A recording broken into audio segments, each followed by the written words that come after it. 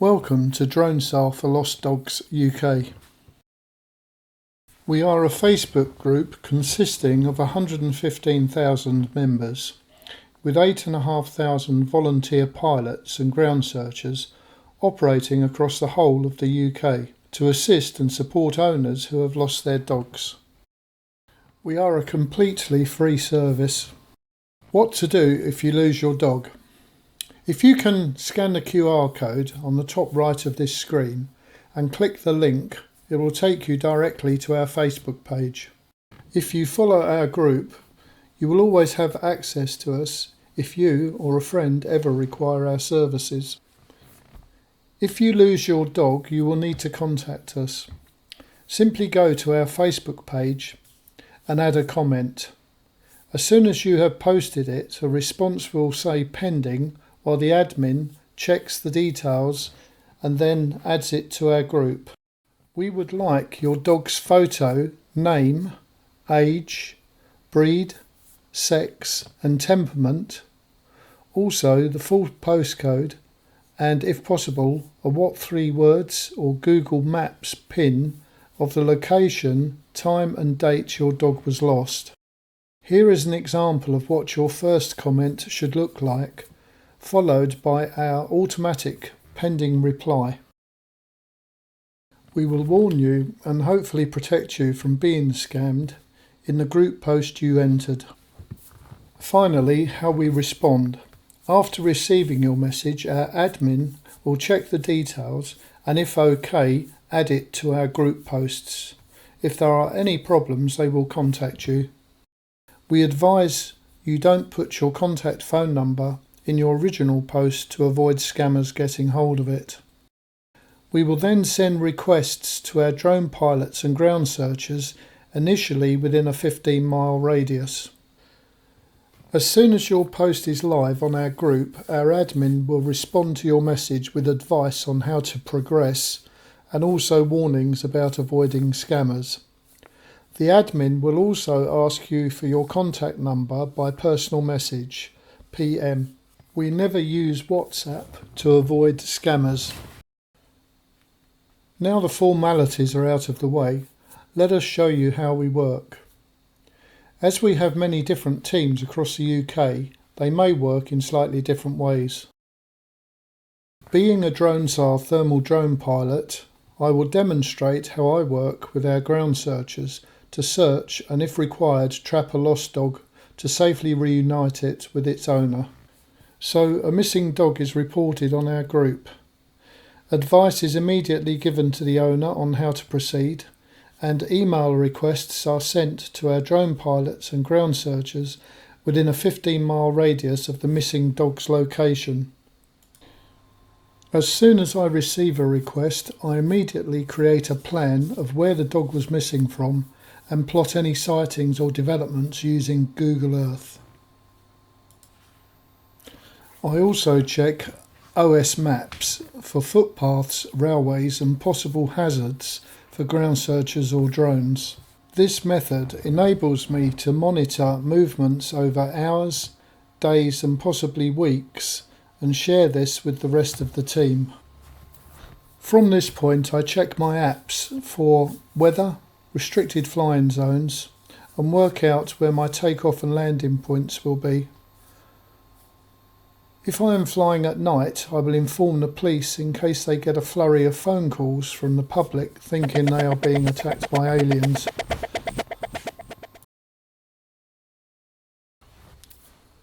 Now the planning is completed, the team discuss the best strategy for the next stage. If there are no sightings since the dog went missing, then we will likely deploy a drone, as it can search a vast area of land quickly, which would be impossible to see from the ground. When beginning a search, I generally start by looking for water sources, as dogs will normally prioritise water over food. Here I am searching the edges of a large fishing pond in case the dog has fallen in. I will also search the open expanse of water, as the drone covers this task very quickly. A thermal drone cannot penetrate through water, but as you can see, the zoom is very capable, providing the water is reasonably clear. Some large fish are swimming around in this pond and are easily visible. Zooming into them displays a good example of how the drone can see down through water. In many cases, I would have to search ditches, lakes, rivers, gravel pits and even seaside shorelines.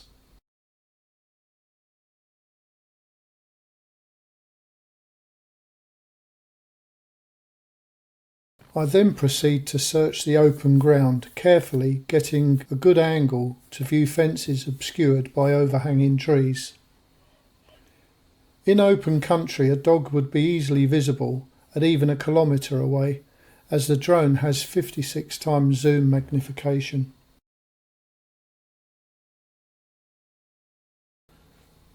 I now switch to thermal mode and combine the zoom side by side.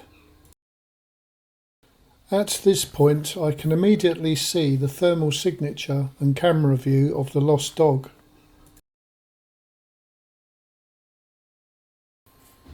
Sometimes I have to decide whether there is a good chance the owner will be able to attract the dog to them, or just log the sighting and leave it to our ground searchers. In this case, I have the owner's son sitting close by and gradually moving towards the lost dog in the hope of attracting her to him. He is also holding the lost dog's mother. I'm in communication with him all the time using VHF radios so that I can monitor anything that may jeopardise the situation. You may have noticed the different coloured diamonds dotted around the screen. These are markers I place for different reasons. I have marked the lost dog with a yellow diamond. As I am guiding someone towards the dog, I place a marker so that if my batteries are running low, I can quickly return to home and change my batteries, then fly back to precisely the same location and resume my task. Another advantage of markers is to be able to display a QR code of the precise location of the dog. It can then be scanned by a ground searcher with their mobile phone and will bring up the same location in their Google Maps. This enables them to share with other ground searchers and go to the missing dog. Here we have another clip of a day search. In this case, it appears the missing dog may be sleeping under some thick bramble. It was last seen specifically in this area, so I am hovering the drone above and guiding the owners towards it using the VHF radios. I noticed it started to move, so I immediately halted the searchers. I could quickly see that it was a fox by its movement, which is confirmed when it came out into the open.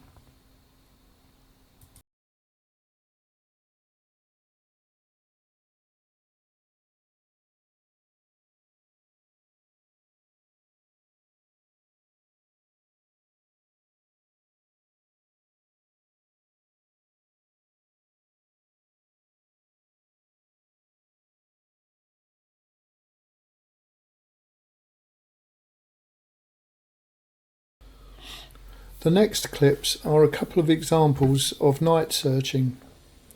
You can see in the bottom right corner of the screen there is a window displaying the sensor cameras. These enable the pilot to look completely around the drone in case of obstacles, and the flashing strobe lights are clearly visible. Also, the drone is equipped with the spotlight to help identify the target. These are only used in very short bursts to conserve the drone battery power.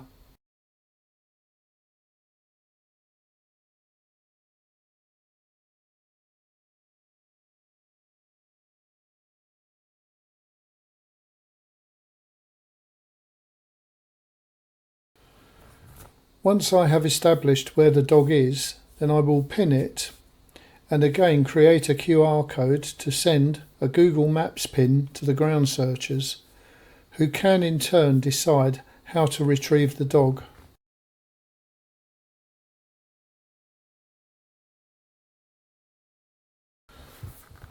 The thermal camera gives me a very clear view of the landscape at night, and after some experience you can easily determine roads, footpaths, rivers, streams, and differences of certain cover like bramble and hedges and vegetation. Here are some rabbits jumping around the field. I am viewing them from quite a distance and from an altitude of 200 plus feet.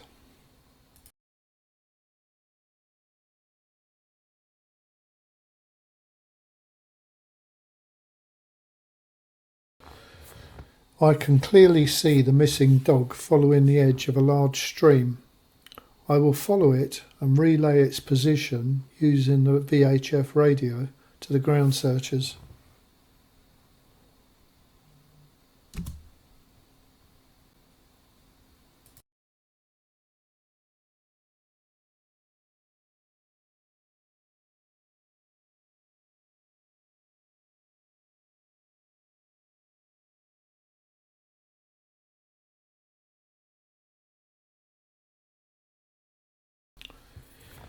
In this clip, I spotted the lost dog coming out of its resting place. It was a particularly nervous rescue, so I have maintained a good altitude so as not to disturb it.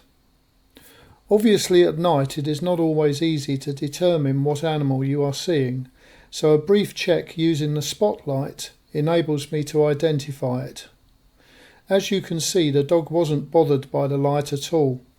The light is barely brighter than moonlight on the ground, but it looks a lot brighter on the video due to the sensitivity of the camera lens.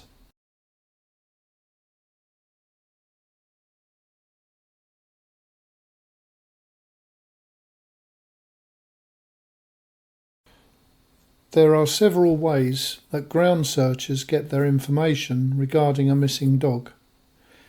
Initially, it will be posted on the Drone SAR for Lost Dogs UK Facebook group, and they will receive a request for help.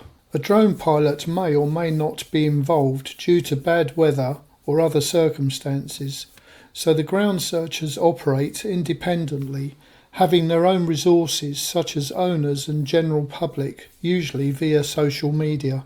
To successfully retrieve a lost dog depends on sightings and good planning. There may be multiple sightings, and it is up to the team to determine which ones are viable and those that aren't. When a map of the dog's movements or routine is established, we can work out if the dog is settling. A dog usually settles in one area where it feels safe and has some source of food and water, regardless of whether it has only just gone missing or if it has been missing for days or weeks and maybe gone into survival mode. The team will usually be in contact with the owner and their family. This job is not just about finding their lost dog, as it also entails instilling trust and confidence with the owner and helping them with the emotional trauma that losing a dog usually inflicts. We do this by listening, keeping calm, and implementing the vast combined experience that Drone SAR team members have achieved over many years of working together. So initially the ground searcher will set up a feeding station near the last confirmed sighting. The feeding station may consist of a combination of food. Cooked chicken, hot dogs, and tinned dog food are often a good choice. The liquid smoke creates a really strong scent and is trailed from a distance away to the feeding station to encourage the dog. It will also be combined with our live video cameras. Under ideal conditions, a dog can scent food or even trace their own scent up to 12 miles. This means there is a very high probability that the dog will track down a feeding station. When the dog finds the feeding station, the cameras will trigger and notify the ground searcher via their phone app with live video. They will then decide if they feel they can go out and try and coax the dog to retrieve it, or whether they will need to set up a trap. Drone SAR have several types of traps which are all totally humane and cause minimal stress to the dog when trapped. We have the Missy traps for medium to the largest dogs. These contain a feeding station, and when the dog enters, it passes through a beam that triggers a door shut. The smaller trap is called the Vulcan trap, and this is used for smaller breeds. A Drone SAR ground searcher trapper will never leave a trap unattended when set and stay a close distance away, which can sometimes take all night, monitoring the cameras until the trap is sprung. Here are a few video examples of trapping lost dogs.